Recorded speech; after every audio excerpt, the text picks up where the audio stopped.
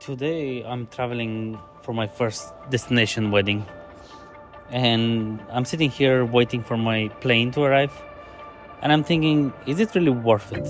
Like, not from financial perspective, of course, we can always make things worth it, but how about your mental health? I've decided to actually travel with a public transport to the airport. I didn't want to look where to park for my car or to pay for a parking. Luckily, public transport here is quite good, but still I actually had to change 3 different buses.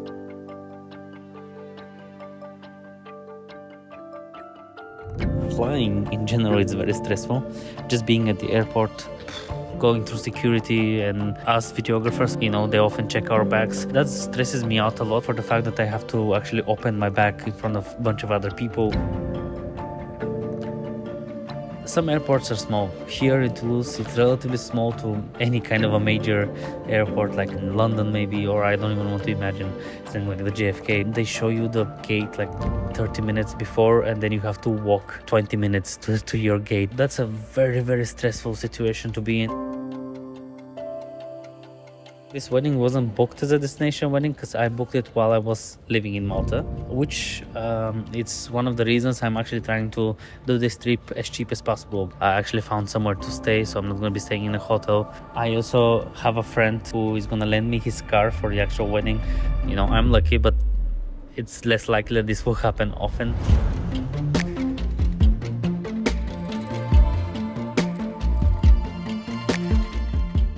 When you travel with equipment and with more than one bag, you do want to be ahead because with the cheap airlines, at least, you might end up not having place where to put one of your bags, at least in the overhead department.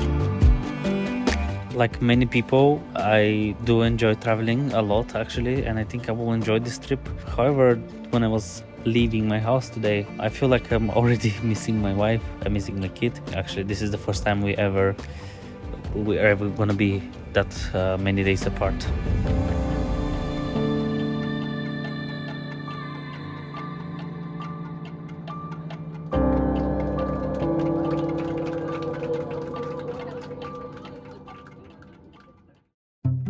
It's the next day. Ooh, sun came up. That's okay. We don't mind it. Might be overexposed. Today I have a bit of a free day, but I don't want to waste it. I want to do some tasks, maybe fixing my website because I saw that I have some issues, especially with the mobile version. Something important I need to do today is to call the couple, give them final words of encouragement, of course.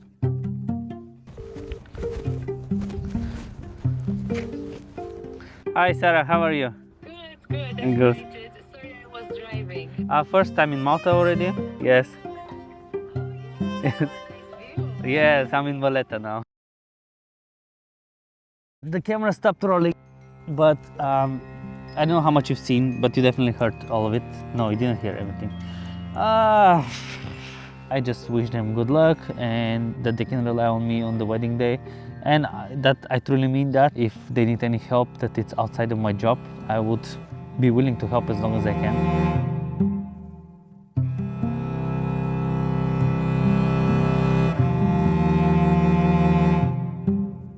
So it's day 3, wedding day.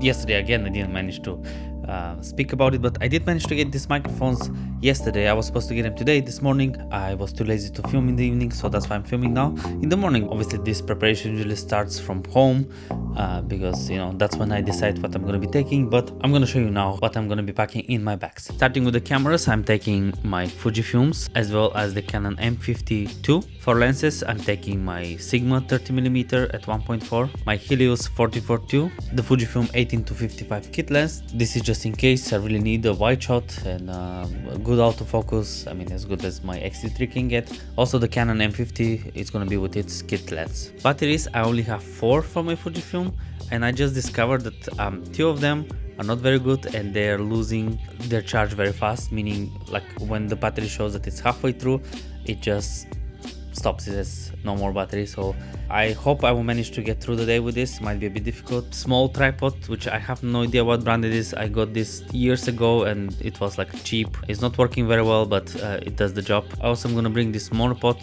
which I have no idea which model it is. It seems to be older than the one I have, but it behaves pretty well, so I quite like it. For sound, I'm having my Zoom H6. I'm still bringing my Sennheiser microphones because I have two of them and I can use them for miking more people. And of course, I'm gonna bring these microphones, the Rode Wireless Pro, which are going to be my main microphones throughout the day, and they're gonna be going on the Groom and the Bright and anyone else I need to, let's say, when I do my interviews. The only difference is that I'm not gonna use the stock lapels that are coming with. I didn't like the sound that's coming from the Rode lapels. I generally don't like Rode, by the way, and the sound that comes from them, but I do like these receivers. So I'm going to be using my Sennheiser ME2. I'm not sure what was the exact name. Of course, I'm also bringing different cables that I can connect my recorder to the soundboard, and these are the 3 cables I'm bringing with their names, because I don't remember them. One of my Fujifilm, I kinda rigged up a bit, not too much though. I just wanted to make it a bit heavier because I do want to shoot a bit more handheld on this wedding. I did not have a budget to rent a light. Might be a bit difficult to do the interviews.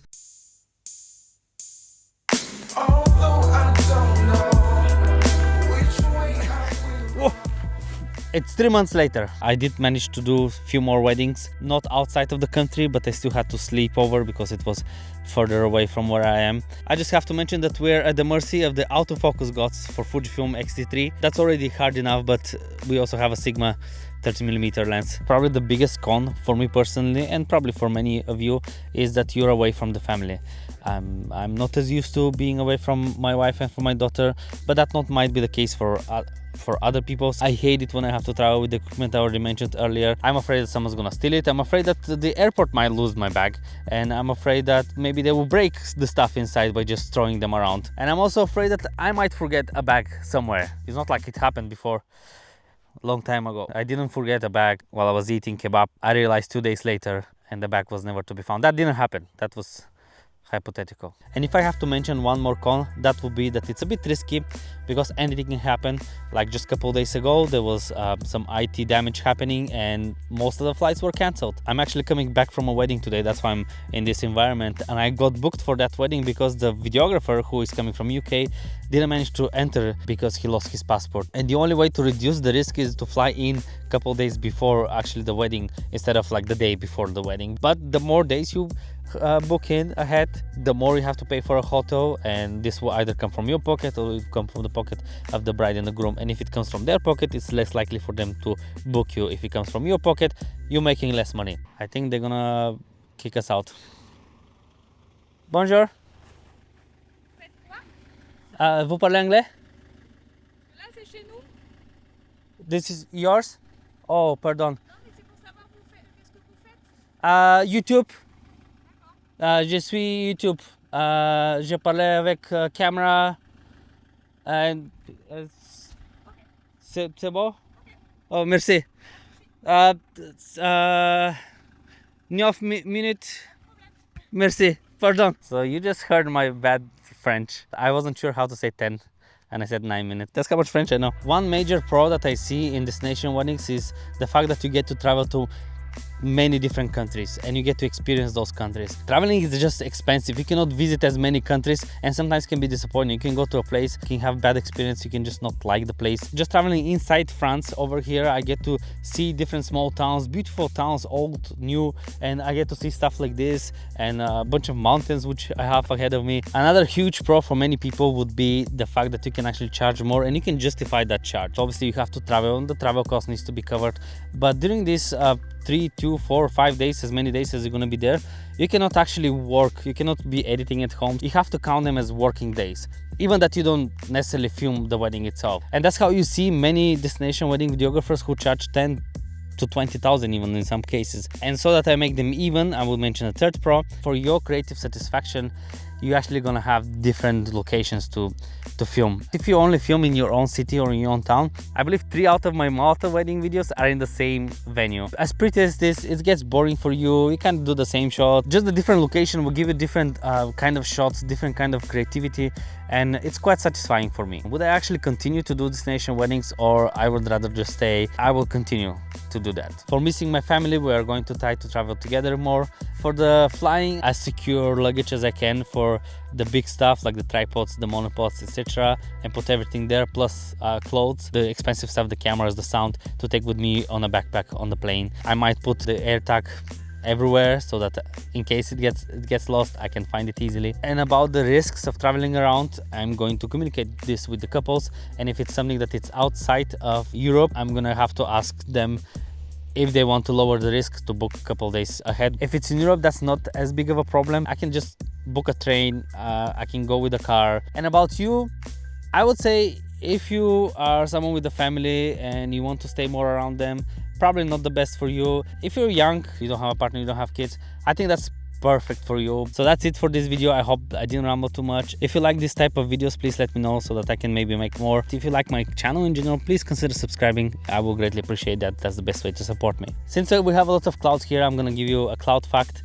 and that is that an average cloud weighs about 1,000,000 tons. Yeah. Thanks for watching. Woo. Now if the camera recorded, that'll be amazing. It didn't stop. Fujifilm, what's happening with you?